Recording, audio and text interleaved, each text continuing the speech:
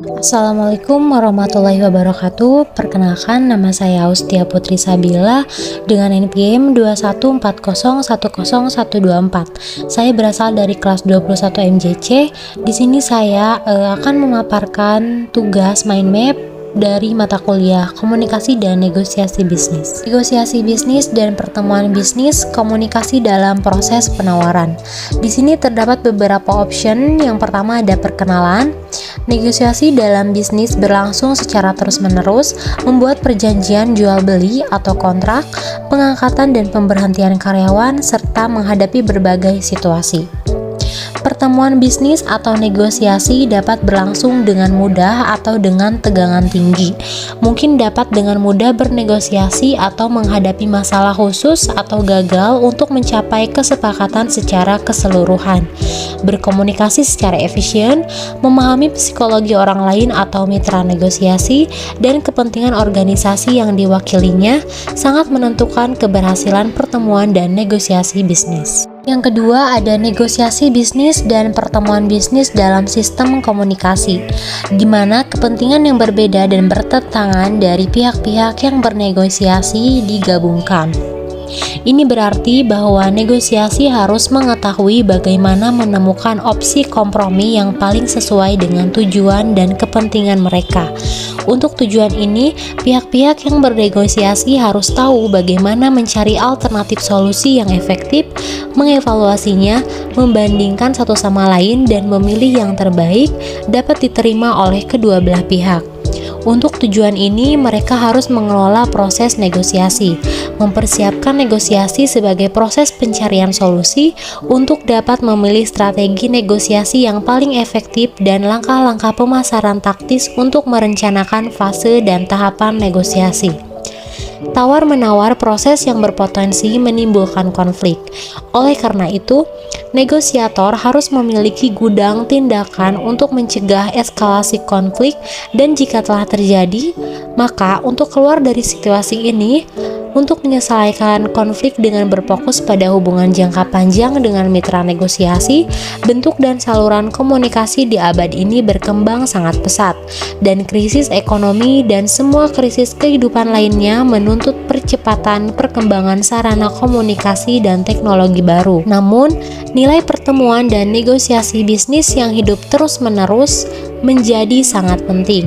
Tawar-menawar adalah proses komunikasi dengan setidaknya dua pihak yang mencapai kesepakatan yang dapat diterima bersama. Dalam negosiasi bisnis dan pertemuan bisnis terjadi dampak dari orang atau kelompok satu sama lain. Dampak itu dilakukan baik secara verbal maupun nonverbal. Selama negosiasi, setiap orang berusaha mempengaruhi pikiran lawan untuk meyakinkannya bahwa perubahan tertentu akan membantu mencapai tujuan keseluruhan dan kesepakatan yang saling menguntungkan. Yang ketiga, kesalahan persepsi dalam proses tawar-menawar. Untuk menghindari kesalahan persepsi dalam proses tawar-menawar, Anda harus yang pertama bersikap fleksibel, yaitu mampu mengubah pendapat tentang seseorang setelah mempelajari sesuatu yang baru. Yang kedua, memantau dan melacak detailnya dengan cermat, memberikan perhatian untuk keduanya seperti pesan verbal dan nonverbal, dan untuk keadaan di mana interaksi itu terjadi. Yang ketiga, perlu tahu bagaimana menunda keputusan. Yang keempat, harus menghabiskan waktu untuk mengumpulkan tambahan informasi yang akan membantu menciptakan opini yang lebih objektif. Yang kelima, tidak menyerah pada kesan pertama atau dasar dan efek akhir. Dan yang keenam, yaitu mencoba untuk berempati. Kesalahan persepsi utama dalam proses tawar-menawar dibagi menjadi 4. Yang pertama yaitu sebagian informasi dihilangkan. Yang kedua, untuk beberapa detail diberikan terlalu banyak bobot. Yang ketiga, salah menafsirkan hubungan menjadi twin elemen yang dirasakan. Dan yang terakhir, asumsi yang salah tentang orang dibuat berdasarkan pengalaman sebelumnya dan asumsi yang salah bahwa beberapa sifat harus selalu berhubungan dengan yang lain. Option yang keempat yaitu aspek emosional dari tawar-menawar. Aspek emosional komunikasi tidak dapat dilupakan setiap saat dalam negosiasi bisnis dan pertemuan bisnis. Ada dua respon terhadap orang lain dan masalahnya, kognitif atau informasi pemikiran, dan emosional. Dalam beberapa kasus, kita membutuhkan seseorang yang dapat memberikan informasi yang dibutuhkan untuk menasihati dengan bijak dengan menganalisis masalah untuk menemukan item yang objektif, menunjukkan bagaimana mereka telah jatuh ke dalam kubangan informasi. Dalam kasus lain, kita membutuhkan lebih banyak dukungan emosional, pengertian, kasih sayang, dan sidang.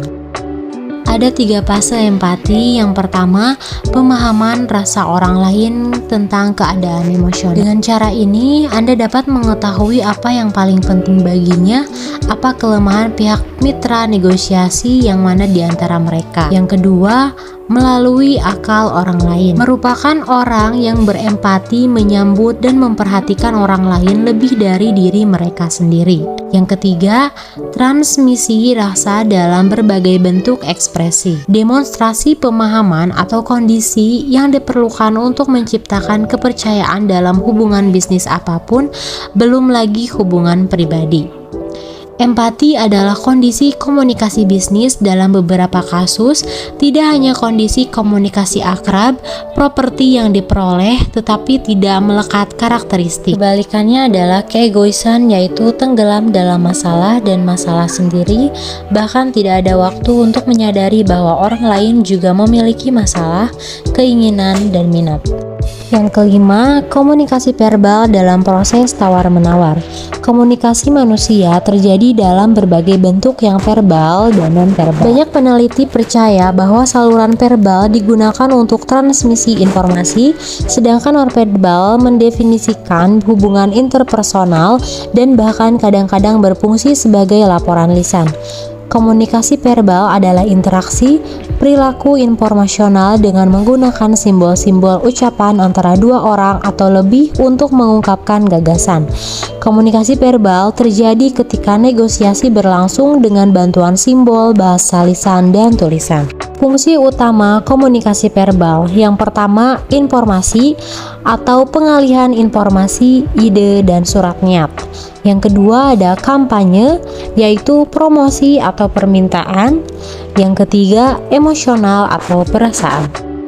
Yang keenam, komunikasi nonverbal dalam proses tawar-menawar. 93% paparan manusia ditentukan oleh bahasa tubuh dan suara, seperti yang ditunjukkan oleh Stephen Spice.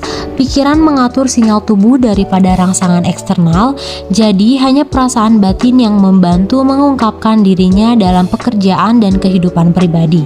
Sebaliknya, posisi tubuh dan postur fungsi manusia mempengaruhi keadaan emosional dengan dunia sekitarnya, sehingga sangat penting dalam hubungan timbal balik mereka. Alasan utama mengapa komunikasi nonverbal selalu menarik perhatian khusus di kalangan ilmuwan dan dalam berkomunikasi dalam kehidupan sehari-hari. Yang pertama, bahasa nonverbal lebih universal. Anda mungkin tidak tahu bahasa lain atau secara umum tidak berbicara, tetapi dengan bantuan bahasa tubuh Anda dapat menjelaskan bahwa Anda lapar, terluka, atau bahkan menanyakan arah. Selain itu, budaya yang berbeda mengekspresikan emosi dasar dengan cara yang sama melalui raut wajah. B. Bahasa nonverbal lebih meyakinkan. Berbicara dengan suara, tetapi kami berkomunikasi dengan seluruh tubuh. C. Menegaskan apa yang diungkapkan oleh seorang rekan. Kata-kata atau sebaliknya lebih sulit untuk menyembunyikan bahasa nonverbal.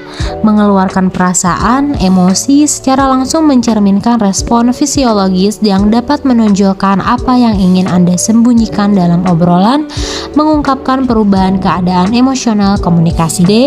Memberikan informasi tentang emosional keadaan peserta. Ini adalah cara termudah untuk mentransfer ketidakpuasan, kepuasan, rasa sakit, simpati atau antipati satu sama lain.